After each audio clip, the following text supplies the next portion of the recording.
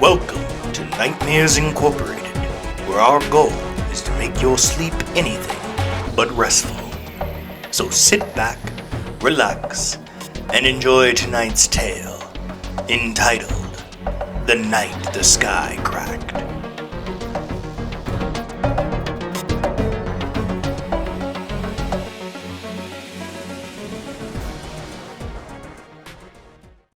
Does anyone remember the night the sky cracked? I remember it like it was yesterday. It was a week after my 34th birthday. My name is Clarence Bowden, and I was born on September 1st, 1990. That part's important. The year this happened was 2024. That part is important too. Some friends from work had invited me out for drinks, since I had been working on the day itself. I wasn't interested at first, as the bars held little interest for me as I grew older. I figured going out to the bar was a young man's game, a thought which I mistakenly voiced out loud in front of my wife the night before. Oh yes, and here you are in your world-weary mid-30s. Forget a night out with your friends and let's get on scheduling that hip replacement. After a little more gentle teasing about my advanced age, I conceded that perhaps 34 isn't that old after all. And if I was honest with myself, I knew that I could use a night to socialize and relax. Work had been stressing me out lately, a fact that my wife was fully aware of, and something about being over 30 had been nagging at me. Honestly not sure what it was. From the outside, it would appear that things were going well for me. I had a great job, working in mergers and acquisitions, a great wife who worked as a school teacher, 3 clever kids who got up when the sun did and didn't stop till long after it went down. I owned my own home, the kind of suburbs tucked in a cul-de-sac, green yard, white picket fence, birds singing in the trees kind of place that I never would have dreamed of owning during my just above the poverty line childhood. Yes, sir. From the outside, I was a living embodiment of the American dream. A boy born to lowly circumstances who pulled himself up by his bootstraps and made something of himself. But I couldn't appreciate any of that. Not really. Not at the time. People like to throw around words like midlife crisis when you're in your mid-30s and acting a bit off, I've noticed. I'd play along with it, make some jokes about planning to buy a Ferrari before I go senile, because I couldn't really explain what was going on. I couldn't explain the dreams I'd been having. Dreams that were so vivid they felt as real as anything else in my life. In these dreams, I was an outlaw in the Old West, riding the prairie, rustling cattle, getting into shootouts with other gangs and the law, and drinking my nights away in whatever saloons would serve me. I even knew my name in these dreams, Chester McCullen, a second-generation Irish immigrant who in his younger years worked on a cattle ranch until a dispute with the rancher led to that man being shot and Chester's life as an outlaw getting started. I knew these were only dreams, but they felt so real that whenever I woke up, my real life felt thin, almost false in a way. Sometimes I felt like I could punch out with my right hand, and this false life would break apart, revealing the prairie and the hot New Mexico sky beyond. Like the life I was living now would be revealed as just a nice dream Chester was having, while he slept rough and tried to remain a step ahead of the law for another day. To be honest, sometimes these dreams felt so real I was tempted to Google the name Chester McCullen and see what came up. I didn't though, because quite frankly I was afraid of what would pop up. Nothing would be preferable, but what if I got a hit? What if the image of a man with unkempt red hair and a short scruffy beard came up? Either an artist's rendition or one of those vintage photos. What if I read that this man existed and was known as a cattle thief before he was shot dead over $2 during a poker game? It might sound stupid to you, but I was terrified of the idea that this man I was dreaming to have been was real, because I had no idea what that might mean. I don't know why I thought that way. It just felt like something I shouldn't know. Maybe it was something as simple as wondering what else I could have done with my life, and I had invented a dream of being an outlaw because secretly I desired more freedom than I had. While that doesn't make any rational sense, I think we all wonder what might have been from time to time, regardless of how good we have it in life. Maybe that's just how we're built, never satisfied, always wondering about the roads not taken. Or maybe I was just having a midlife crisis. In any case, I joined my buddies for my belated birthday celebration. It was a good time. It really was. Perhaps if I had known the world was ending that night, I would have enjoyed it more. We met up at a bar that was 3 blocks from my house, as I never drive when I've been drinking, so I prefer to be within walking distance of home. We had some drinks, listened to some throwback tunes from the 90s, laughed at Jimmy's attempt to dance to Ice Ice Baby, and of course bitched about work. There were 4 of us that night: Jimmy, Drew, Mike, and me. I remember those guys clear as day. I'll never forget them. They were good friends, not just work acquaintances, but friends. I wonder where they are now. I left the bar at 12:30 to jeers of "Why so early, old man?" I laughed, told him I had a prostate check the next morning and I needed my Metamucil before bed. We said our goodbyes and I headed out to the calm, clear night. If I had known then that the last words I would speak in the life I had were going to be a bad joke about aging, I might have tried a bit harder. But we never know what our last words are going to be, do we? No, we don't. That's the bitch of it. No, we don't. The street was empty when I left the bar, and in hindsight, that should have been the first thing that struck me as odd. It was only 12:30 on a Friday night, and the bar we were at was fairly popular. But there was no one else leaving with me. No one coming in and no cars on the road. I wonder now that if I had turned around and gone back inside, would I have seen an empty bar? I think I would have. I think it all happened just that fast. However, in real time, it wasn't until I had walked at least a block and a half that I noticed that something was off.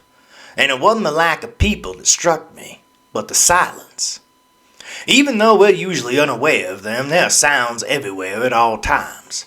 Sure, there's the obvious sounds of people, cars, planes overhead, and so on, but there's also sounds in the background that are there almost constantly. The hum of streetlights, the sound of wind, regardless of how slight, the buzz of electricity from power lines. Hell, even the Earth gives off a hum that astronauts have reported being missing when they're in space. Not so much noises that we hear, but rather feel. It was the absence of all these background noises that caught my attention. I had a sudden feeling of anxiety as I came to realize that I was in complete silence. It was as if the earth itself had stopped turning, and even though the street lights were still lit, I couldn't hear them or feel the hum of electricity that powered them. If you've ever been inside a sensory deprivation tank, then you'll understand what I'm talking about. But I was outside at the time. So take the understanding of one and transpose it upon the other, and you'll get some idea of how off-putting this was. It was as if someone had turned the world off for a moment, or rather paused it. That's when I started looking around. Now, I knew it was 12:30, but the street that runs by my neighborhood is still used a bit on the weekends, as it runs from the main street off the interstate all the way to the other side of town.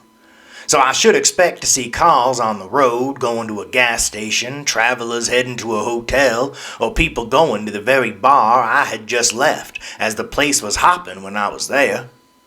But there was no one, and silence made me feel like I was buried deep underground. Or that I had gone not only deaf, but lost my ability to feel as well. I called out, "Hello?"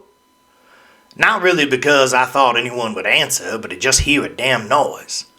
I was honestly expecting no sound to come out of my mouth. Instead, that single word seemed jarringly loud in the silence, like I had screamed it, although I hadn't. The anxious feeling built slowly, almost feeling like a panic attack in the making. "Hello," I said again, only a little louder, and this time I noticed that my voice didn't echo either. It didn't seem to travel very far at all, really. It was like I was talking to myself in a soundproof room. No reverb at all. I started to get scared. There was nothing threatening me, you understand, but never in my life had I felt so isolated, so alone and vulnerable. It was at that moment that the cracking sound started. It was slight at first, like the sound of cracking ice in the spring, only lower pitched. It stretched out and grew in volume, as it was joined by sounds of the same type. Soon it was damn near a cacophony that had torn apart the previous silence. I screamed in fear and confusion, my heart hammering in my chest while I looked around wildly for the source of these sounds of ice, glass, or thick wood cracking apart. The street looked untouched, which was the first place I had looked, thinking that maybe a once-in-a-lifetime earthquake was tearing the pavement apart beneath me. I next looked at the surrounding buildings I could see, the houses of the neighborhood just ahead of me, but there was nothing out of place. It was then that I looked up, and my scream of fear turned to one of sheer terror. The sky was cracking apart, and what was in the cracks was nothing. That's going to be the hardest part for me to explain. The space in the cracks was nothing. Not a bright white light contrasting against the night sky, or not a black so devoid of refraction that it could be seen against the backdrop of space. But nothing.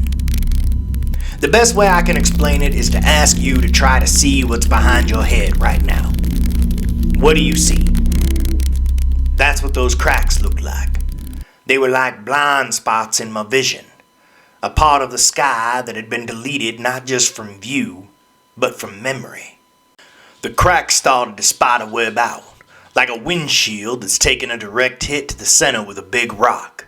The sound grew until it filled the world. I began to run as I screamed, although I didn't know where I was running to or even what I was running from. I just knew I had to get away. I ran down the street as fast as I could, screaming for help, for someone to wake up, for someone to do something. I knew I would run home, try to protect my family from whatever this was, or at the very least, to be with them, as reality seemed to be breaking apart. The sounds of the cracking sky ran with me and above me as I kept looking up, unable to stop myself. The cracks were widening, carving up the sky in insane patterns. The nothing within the cracks growing. I was so distracted with fear and confusion that I ran right into a man who was standing in my path. Now, I'm a decent-sized guy, 6'2", 205 pounds. I lift twice a week, I'm naturally big-boned, and I was in a dead panic, adrenaline pumping like crazy. I only say this so that maybe you'll understand my shock that not only did I not knock this man on his ass like a linebacker hitting a quarterback who owes him money, but he stopped my forward progress altogether, like a father playing football with his kids. Both his hands were on my shoulders, and he just held me in place, his mouth moving like he'd been saying something. I couldn't hear him, because the cracking sky and my own screams were competing to see who could be louder, until the cracking sound suddenly stopped. My screams went on for a few more moments, until I registered that the unnerving silence had returned, and that this stranger was trying to talk to me. I quieted a little, but talked over whatever he might have been saying. "Sir, do you see the sky? Do you know where everyone is? Do you know what's going on?" I might have stammered a few more things I don't quite remember, although I'm almost sure that I did. The man stood there serenely the entire time, his mouth seeming to repeat the same phrase again and again. He was a man of slight build, I could see, with short dark hair, a clean-shaven face, and a pair of thin-rimmed glasses. He appeared to be of Japanese descent, and he was wearing what could only be described as cubicle worker chic. White shirt with the sleeves rolled up, black tie with the knot pulled down. Finally, I quieted down enough to hear him. Calm down, Clarence. Calm down. I was perplexed by this request and paid no mind to the fact that this stranger knew my name. The fuck do you mean, calm down? I asked. The fucking sky is breaking apart. Now, I don't know what I may have been expecting the man to say next, but it was not what he said. I know, Clarence. It's just the reset. I paused it for a moment so we could chat. Needless to say, these 17 words spoken by a man I'd never seen before in my entire life were chock full of shit to unpack. There's a lot in that sentence you need to explain, I said, starting to feel calmer in this man's presence for no reason I could explain at the time. I intend to, Clarence. We have as much time as you need. After all, I came to speak with you. Good, I said, not knowing if this was good or not, but not being able to think of anything else to say at the moment. Let's start with how you know my name, I ventured. There were 100 other questions bouncing around in my head, but I'm as vain as any other person, I guess, 'cause this was the first one that popped out of my mouth. Clarence Marcellus Bowden, the man said in a voice that was friendly but devoid of any real emotion. Born September 1st, 1990 to Arthur and Teresa Bowden, graduated summa cum laude from South Carolina State after attending on an athletic scholarship and obtaining a degree in business. Currently married to Cheryl Bowden and father of Anton, Malik, and Desi Bowden. Hearing the cliff notes of your life being rattled off by a stranger with all the interest someone might have while reciting a grocery list makes you want to punch that stranger in the mouth, I discovered. However, considering this man was still holding me in place like I was his 6-year-old nephew who got a little carried away with the roughhousing and needed a timeout, I didn't think punching this man would get me anywhere. Instead, I continued to listen to what he had to say. I know everything about you, Clarence, the man went on. Not at first, of course. I had to look you up. But I'm caught up on the events of your life now, including the dreams you've been having. Those dreams are why we're both here right now. I gaped at him. Couldn't help it. Mouth just dropped the fuck open. Eyes went wide. He went on as if he didn't even notice. In your dreams, you are one Chester McCullen, a small-time cattle rustler from the New Mexico territories that was shot dead over $2 during a poker game in the year 1879. These dreams started infrequently when you were 14 years old, but have become recurring with more frequency as you've gotten older. He paused as if giving me a moment to let what he'd said soak in, and although he again said some shit that I'd like explained, I grasped on the most obvious question that occurred in the moment. That motherfucker was real? I asked. To my surprise, he smiled at me. I'm not sure if there was any genuine mirth in it, or if he just thought it was something to do to help put me at ease. In your parlance, Clarence, that motherfucker was you, he said, making me think that maybe his smile was a little more genuine than I had initially thought. Well, it was you the last time you were here, of course, he continued. Before that, you were a Jewish man living in Poland that went by the name of Jakob. That was the last time we spoke. I felt as if all the air had been sucked out of my lungs, and the feeling of an impending panic attack began to grow again. I don't remember that, I said, my voice unsteady. I don't remember you. Good, that's good, he replied. That means the problem hasn't become systemic yet. I had nothing on that one and admitted as much. Sir, I said, feeling scared all over again. You're not making any sense. I don't understand what you're talking about. I know, Clarence, he said kindly. For me, this is the third time I've spoken to you, but for you, this is all fresh. I apologize. You lead the conversation. I honestly didn't know where to start, so I retreated to the first confusing shit he'd said. What did you mean by it's the reset? Oh, yeah, he said, looking apologetic. That was a little abrupt, wasn't it? I'm sorry about that, but there's really no way to ease you into this now that we're here, and I wasn't sure if you remembered anything about the last time this happened. I sure hope the other versions of me are going about this better, he said, as if I'd understand that shit any better than anything else he'd said up to this point. This time, however, he seemed to see the confusion writ upon my face. "Again, sorry," he continued, smiling again, although this time it seemed forced. "There are a couple thousand versions of me having similar conversations with a couple thousand people like you at this moment." "People like me?" I asked. "People who didn't get reset right away, and who remember things that they shouldn't.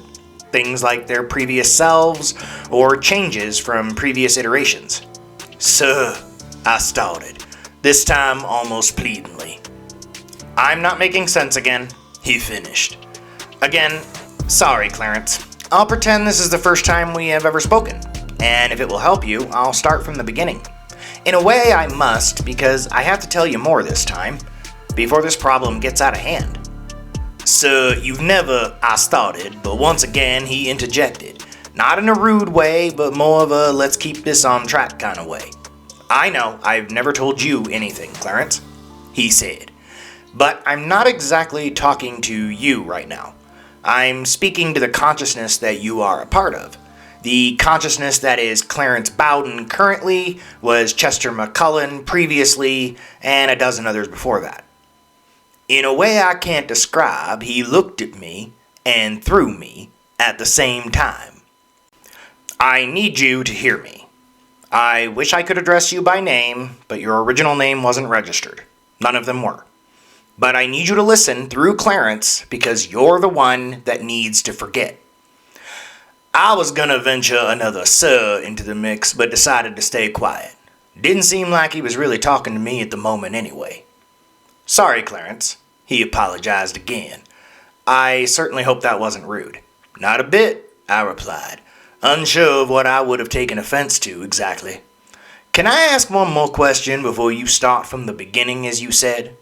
"Of course, Clarence. You can ask as many questions as you like. The pause I put on the reset only lasts 10 seconds, but I can stretch those seconds out for as long as you need." Instead of asking what he meant by that, I asked my question. The most basic of all questions. "Who are you?" "I created this world," he said simply. "Or rather, I'm based on the one who did." "So you're God?" I asked skeptically. "From your perspective, yeah, I suppose I am," he responded. "But in reality, I'm a maintenance program modeled after the man who created this world we currently live in." "A maintenance program?" I asked. "Yes, Clarence. The world in which we both currently inhabit is a simulation, based on much of the history our creator remembered from his own world."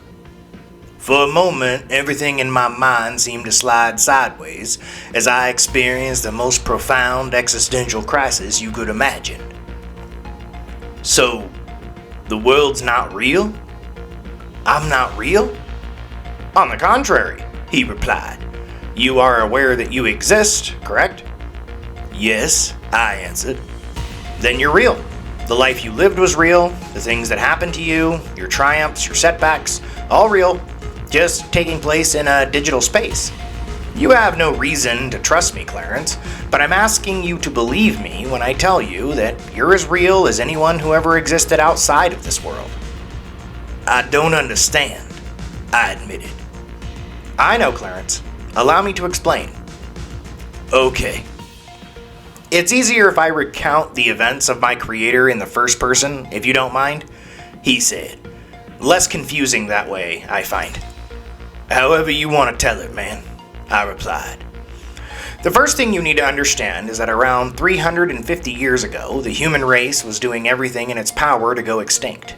There were too many people, not enough of everything else, and every major nation with the ability to wage a large-scale, devastating war was on the brink of one. And given the fact that there were a few too many unstable minds with access to city-destroying arsenals, the brightest of humanity knew that war was inevitable, and with that war, extinction. Those who saw the end coming went to those with the money, influence, and their own desire to survive to secure funding for a think tank whose sole mission was this: secure the survival of humanity by any means. What followed was 10 years of brainstorming, squabbling, team members leaving, new team members arriving, until a simple truth was realized. That truth was that there was no conceivable way to stop humanity's eventual destruction, at least not in its current form. That was when the idea of a simulated reality was mentioned. If the human mind could somehow be downloaded into a digital world, and if that world were given rules similar to the reality outside, along with a mandatory reset after an allotted time had passed in world, or if the population ever dropped below 10,000 individuals, then in theory, humanity could last forever. In a digital space, it wouldn't matter what happened. If the old wars from our world came to this one, so what? Humans go extinct, the system resets to zero. If a meteor randomly strikes the planet, rendering it uninhabitable, the system resets. If the plagues of the ancient world ran unchecked and wiped out humanity before it had a chance to get out of the Dark Ages, again, the system just resets. For the next 75 years, the team worked on the quite substantial problem of how to download a human mind.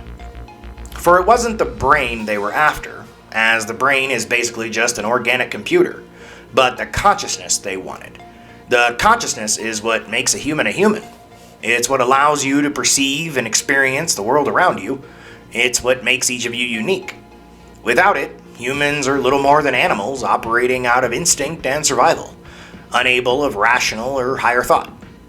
After years of research and trial and error, a method was stumbled upon to make a copy of the consciousness without harming the donor.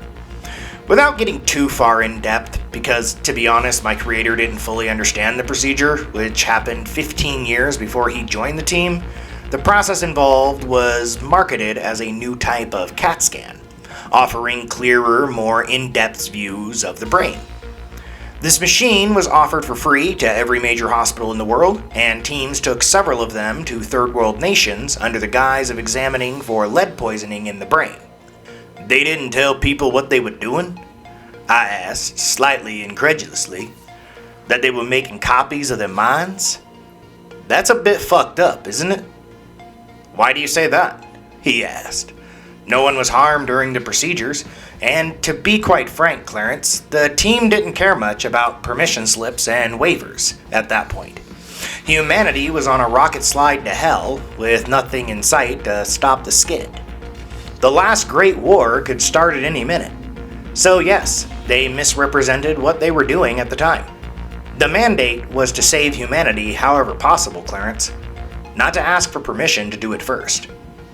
They weren't taking the people, just making a copy of their mind, downloading the memories, then wiping the consciousness of its previous identity. Even the names weren't recorded. In the end, they were blank minds on a hard drive. So there's no way I could know who I was before?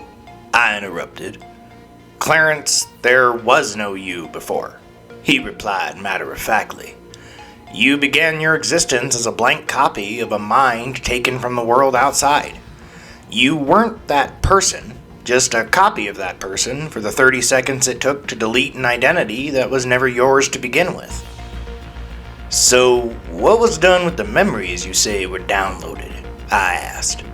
They were used for educational purposes mostly. The team was of the strong belief that using memories from as many different people as possible was crucial to recreating a world that would seem accurate. The same was done with every book containing historical information, even those with conflicting histories, especially those with conflicting histories. Those were paramount in creating randomized events. Randomized events.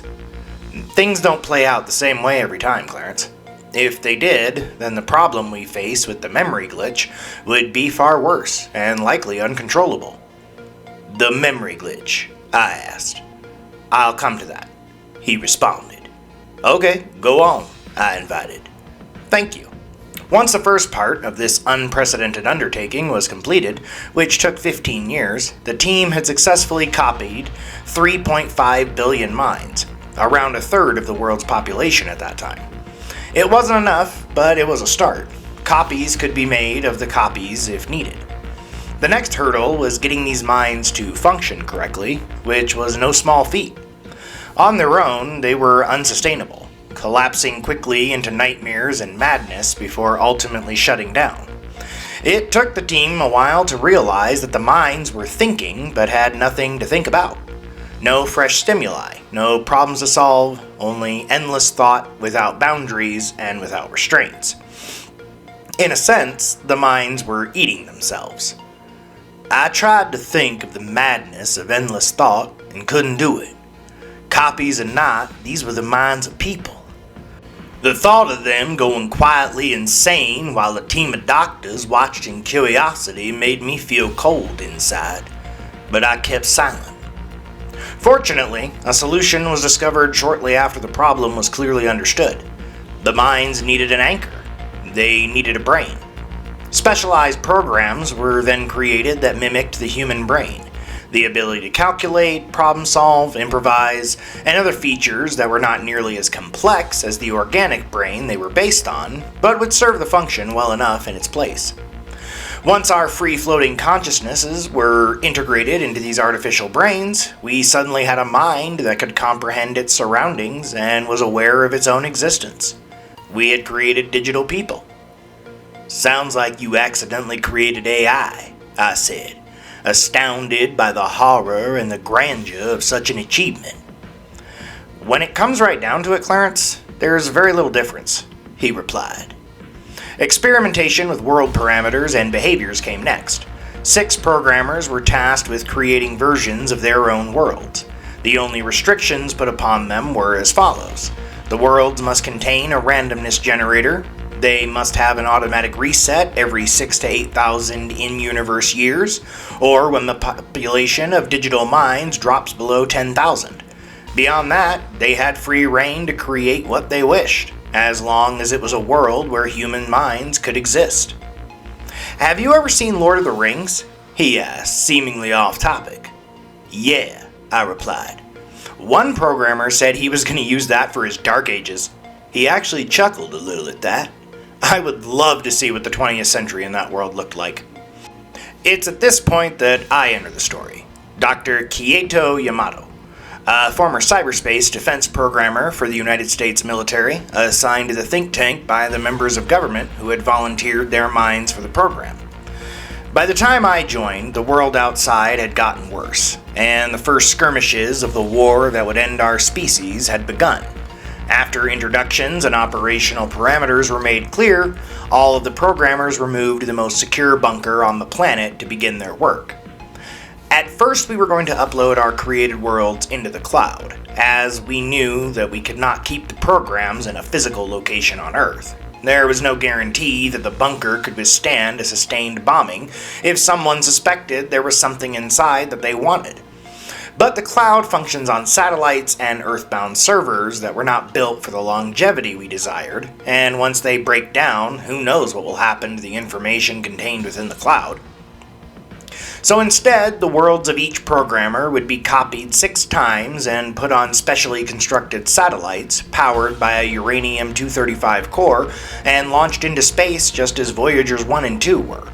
Originally, we were going to keep them in high Earth orbit, but the chances of them getting shot down were not promising, and the threat of solar flares frying them was far too high.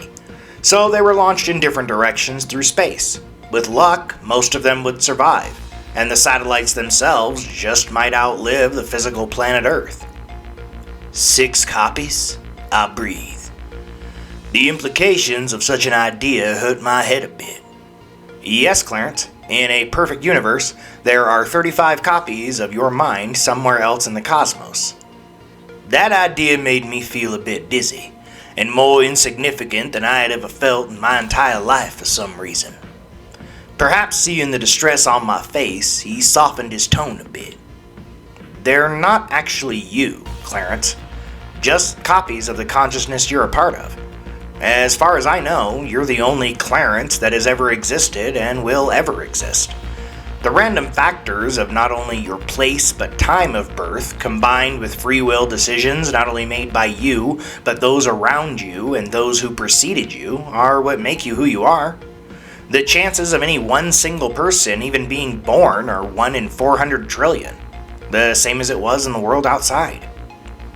Only if the satellites were to last for an infinite amount of time would there be a chance that Clarence Marcellus Bowden would exist more than once. And they won't last an infinite amount of time. Nothing does. I don't think I want to hear anymore, I said weakly. It was all getting to be too much. The idea that I was part of one simulated reality among a possible 36 just floating through space in a satellite was horrifying in a way I couldn't quite explain. I understand that, Clarence, but you have to, he replied kindly. The mind under your mind needs to understand how this world was built, how it works, and the danger you pose to it. Me? I asked, shocked by the idea that I was somehow a threat. You and others like you, he amended. I'm coming to that, but I need to finish explaining the background first, so you'll understand. Okay, I conceded. Go on. The first major hurdle faced by myself and my colleagues was to decide where to begin our simulated worlds, and then where we should place our digital people to ensure their best chance for success, and to monitor how they interacted with each other. A daunting task, to say the least, especially since we knew that outside the bombs could start dropping at any moment. I decided to begin my timeline shortly after the creation of the pyramids in Egypt. I left it intentionally vague as to how they were constructed, as I was never completely sure how they were built myself. There were a lot of theories I remembered hearing when I was growing up, but there was never a concrete explanation that I was aware of or could remember, and I knew I would have to deal with a certain amount of ambiguity when considering the ancient past. Wait, I interjected. You're telling me that the world started after the pyramids were built? What came before? Nothing, he answered. When the timeline resets, it resets to a point about 30 years after the completion of the Pyramid of Pepe II. Shortly after Pepe II's death, Egypt entered the turbulence of the First Intermediate Period. Following that, the kings of the 12th dynasty tried duplicating the Great Pyramids, but only produced pale imitations, almost as if the knowledge and ability to create the grand structures of the past had vanished. What about dinosaurs, man? I asked. And other structures that are considered to be older than the pyramids. I just put that stuff here, Clarence, he answered, as if that should have been obvious. I understood the minds of the inquisitive, he continued. I knew that I could just place things in the world and the people who found them would come to their own conclusions about what they meant, who built them, or what ancient bones would look like with skin on them. I set the parameters, Clarence. I could determine how old something would appear to be. I just find it hard to believe that we've only been around since the pyramids were built, I said. It adds up if you think about it, Clarence. In your world, there's only around 5,000 years of recorded history, which only encompasses 1.6% of the total history of the human species. From what you've likely been told, the earliest humans appeared around 300,000 years ago. 100,000 years ago was the dawn of the modern human brain, and 65,000 years ago is considered to be when complex technology and culture began to emerge. So, do you honestly believe that even by the most generous estimation, it took humanity 60,000 years to figure out how to write things down in a way that would last? The answer is that there is no concrete history beyond a little over 5,000 years ago because I didn't include any. In truth, because I didn't have much interest in cavemen running from giant birds and afraid of lightning, or however things were back then. The dawn of human ingenuity is what interested me, and it's what I knew the most about. Also, there were memory limitations to be considered, and how many times would be too many to recycle the digital minds into new lives. 6,000 to 8,000 years seemed to be a satisfactory length of time before a mandatory reset, so starting some 5,000 years ago and giving the program the possibility of lasting 1,000 to 3,000 years longer than humanity did in my own world seemed generous. I considered asking why the program seemed to be resetting a few thousand years early, but had the feeling he'd tell me that he was getting to that, so I stayed quiet. The panic that had been building within me was gone now, and I assumed that he had done something about that. The issue with the digital people interacting with each other was a bit more of an issue to deal with, he continued. Before I started populating the world to achieve a sustainable population, I started with 2 small groups to observe how they would interact. For simplicity's sake, I referred to them as the mountain people and the river people. each of them in different terrains with different resources and conditions, but close enough to each other that interaction would be possible. Things ran with little issue for a time, but then I noticed that the mountain people began attacking the river people for access to the river and the fish contained within. This puzzled me, as I could not understand why aggression was the mountain people's default course of action. After all, they could have offered to barter with the river people, to open a trade agreement or some other form of cooperative alliance. But the mountain people lived in harsher conditions. They were stronger, better fighters given the animals they had to contend with, and must have concluded that there was no reason to barter for something that they could take through force. I knew that this would not do, and honestly it bothered me that the river people were being victimized for the sole reason that they were weaker than the mountain people. So I intervened. I pushed the mountain people back with what must have appeared to them as a giant cyclone, accompanied by my voice telling them to retreat back up into the mountains. They obeyed, and for a time things were peaceful again. It was then that I noticed that the river people had begun to worship me as what they called the river god. While this tickled me at first, I soon realized that the mountain people had created their own god of the mountains to oppose me. And before long, the two groups were engaged in an all-out holy war. Hundreds were dying by the day because of my brief intervention, so whether it was the right thing to do or not, I intervened again. This time I separated the two groups again, melted one of the snow caps in the mountain in order to create a waterfall and stream through the mountains populated by fish, and told the two warring groups that I was not the river god or the mountain god, but the god of all. What followed was a lasting peace between the two groups, although I had to intervene once again when they began sacrificing people to me during times of low fish population or poor crop harvests. Before too long, however, I had it running smoothly and was prepared to start the simulation in earnest, making sure to program some interventions by a higher power through the earliest points in human history.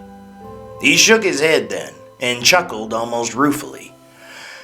I'm an atheist, Clarence, so you might be able to imagine how ironic it was that I felt I needed to include the idea of a god or gods into my simulation. But through all the tests I ran, it seemed that the primitive people needed to believe that there was a greater world out there beyond them, and within that world there was something that wanted them to behave in a certain way. I conceded that it was much the same way in my world. All around the planet, the ancients all had their own idea of a higher power. Whether their belief systems were monotheistic or polytheistic, you'd be hard-pressed to find a single ancient culture that didn't have a godlike being somewhere in it. So I played God for a while until things got rolling. Once the belief systems that governed the lives of most were built, and societies began to emerge, I backed away and stopped intervening. In truth, it made me think of my own world, and whether or not someone like me had intervened in our ancient past because they saw we were killing each other. I, or rather Dr. Yamato, sometimes pondered whether or not his world was that different from the one he was creating. I'm gonna stop you right there, I said, holding my hands up, palm out. If you start talking about the idea that I exist in a simulation within another simulation, I'm gonna start screaming again. Fair enough, he conceded. After all, it's not important, just something my creator used to wonder over. The maintenance programs were created as Dr. Yamato began growing older. He knew there would need to be someone to watch over the simulation after he passed away. We were made in his image and programmed with intricate knowledge of how the simulation worked and protocols on how to repair and troubleshoot several different problems that may arise. Fortunately, he was still alive when the memory glitch first showed up. Otherwise, who knows what would have happened if he had not tried to program countermeasures against it. The glitch first showed up during the second cycle. This was roughly 35 years after Dr. Yamato had entered the bunker and begun his work. He was 70 years old at the time and in failing health, but he still did what he could to mitigate the issue. Before work on the simulations began, it was speculated that since the brain that the minds were attached to was actually a computer program, there was a possibility that certain information would be cached and not deleted as the programs were recycled into different lives. It was disheartening when the glitch showed up in only the second cycle. Dr. Yamato discovered that certain people were remembering lives that came before, much like your memories of Mr. McCullen. This was a problem, but not an insurmountable one. The first mitigation measure was to make sure that all digital minds would be reborn only once every century. The idea being that if the world was different enough from the previous one that the mind inhabited, the odds of them recognizing and remembering might be lessened. Additionally, any problem minds would be limited on how many times they would be recycled per iteration. This, of course, meant creating a few more copies of existing consciousnesses. Unfortunately, whether it was due to his advanced age or the fact that the more times you copy something, the less desirable the result, some of these copies were highly unstable and have been responsible for some of the worst people in your history. That aside, Dr. Yamato was confident that this would help with the issue until he noticed the other half of the glitch. "Have you ever had a Kit Kat, Clarence?" the man suddenly asked, seemingly out of nowhere. Yeah, I have," I answered. "Does that word have a hyphen in it?" I was quiet for a moment, realizing that he knew what I was gonna say. "It doesn't," I answered, "but it should." "And that's the second part of the problem," the man said. The original idea for the simulation was to have each cycle play out the same way every time, he continued. But all programmers agreed that the speculated memory cache problem might be more likely to occur if each iteration were identical. That was where the randomness generator idea came about. Each person makes dozens of decisions every day, hundreds of decisions each year, and thousands of decisions during their lifetime. If all of these decisions were allowed to be made, then no two cycles would ever play out the same. The problem arises when people start noticing these changes. Kit Kat having a hyphen, for example, or the name Berenstain being Berenstein, or public figures dying at different points in the timeline. They remember lines in books that are different, or movies, or any number of little differences that are all based on random chance. People remembering lives they have lived during the same cycle is one thing. People remembering changes from one cycle to the next, along with remembering previous lives, is what makes the memory glitch. It's the combination that makes the glitch dangerous. "Why?" I asked. "Because the brain your mind is attached to is a program, Clarence. A digital brain that was programmed to believe that the world it is inhabiting is real. If your mind becomes aware that it isn't, this creates a logic fault in the digital brain. If it were contained to only a few people at a time, this wouldn't be an issue. At best, these individuals would be a little overly quirky. At worst, they'd be stark raving mad as they cease to trust the world around them. But when thousands of people start remembering, it becomes a danger. And unfortunately, this problem has been growing exponentially with each cycle. Almost like it's spreading like a virus.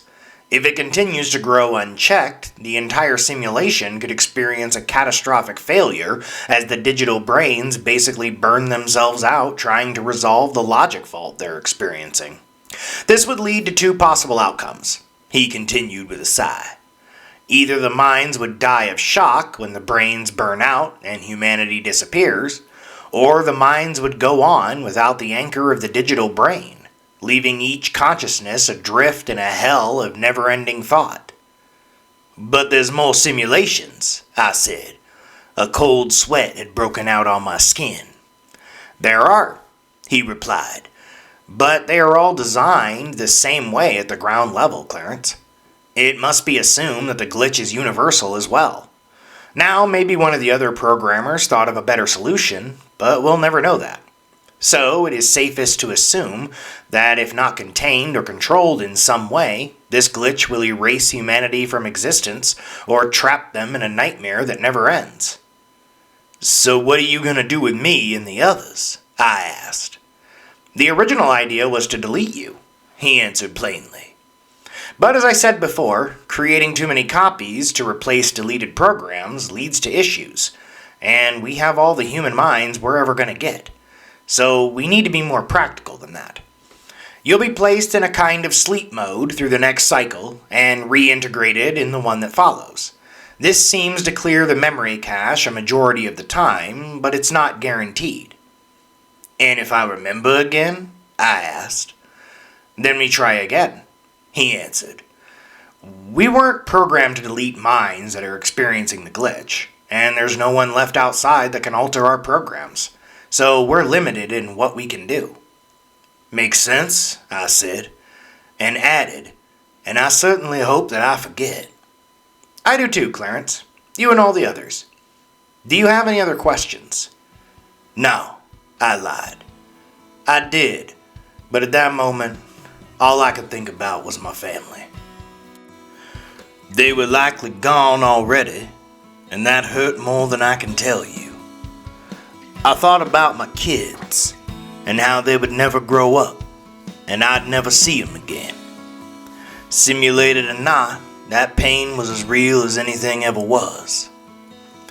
"I don't think I want to hear anymore. I'm ready to go to sleep," I said. The look on his face was almost sympathetic, but he didn't push or call me out on what he must have known was a lie. "Very well, Clarence. It was nice speaking to you again," he offered. "No offense, sir, but I can't say the same," I replied. He smiled once more, and then he was gone. The sound of the cracking sky resumed at once. I looked up at it again, but this time I wasn't scared. The sky was soon joined by the air surrounding me cracking apart, and then the ground under my feet. I closed my eyes and thought about my family one more time. I thought about my parents, who never had much, but always gave what they could. I thought about my kids, Anton, who when he was 4 ran around in a Spider-Man costume we got him for Halloween for 2 weeks, pretending to web everybody up and fighting Dr. Octopus. Had to buy him some damn Spider-Man pajamas just to get him out of it. Desi playing with a Play-Doh and drawing pictures in crayon on the living room floor. The look in Malik's eyes when he scored his first goal in soccer. I thought about my wife, my best friend, the partner I built an entire life with, a life that was now gone. Did I appreciate them enough? Was I grateful for what I had? I hope that they knew how much I loved them, because now it was too late. They were already gone. And the fact that this life was over and I would never be Clarence Bowden again hurt me right down to my core. "Please let me forget," I silently begged. "Please let me forget this pain." After that, it was like a switch was turned off, and I was gone. My name is Charles Denton. The year is 2015. I'm 17 years old and a senior at Barrow County High School in the city of Coleman, Virginia. I'm also Clarence Bowden, and Chester McCullum, and Jacob, a Roman soldier named Glaber who served under Crassus, and dozens of others, maybe hundreds. Kit Kat has a hyphen, and it doesn't. The Berenstain Bears are also the Berenstain Bears. Nelson Mandela died in prison and passed away at the age of 95 in the year 2013. He also just celebrated his 97th birthday. Thousands of other things are different, but the same all at once. I remember all of it. So much so that sometimes I'm not sure which life I'm currently living. I sometimes see people that I recognize, only to realize that they're not the same people I remember. I guess there are only so many designs for us stored in whatever databanks run this place. But worst of all, I remember the sound of the sky cracking. Maybe I'm crazy. I hope I am. Because the alternative is worse. The other day when I was walking to school, I looked down and saw a crack in the sidewalk. Not the normal crack that you'd expect to see in pavement, but one that was like a blind spot in my vision. It didn't make a sound, and it didn't expand, but it made me remember what the maintenance program had said about our minds floating for eternity in endless thought. And I knew we would be floating in that nothing that I saw in the cracks. An eternity of hell, he called it. A nightmare that will never end. So, I'm posting this here to ask if anyone else remembers the night the sky cracked? Because if you do, please forget.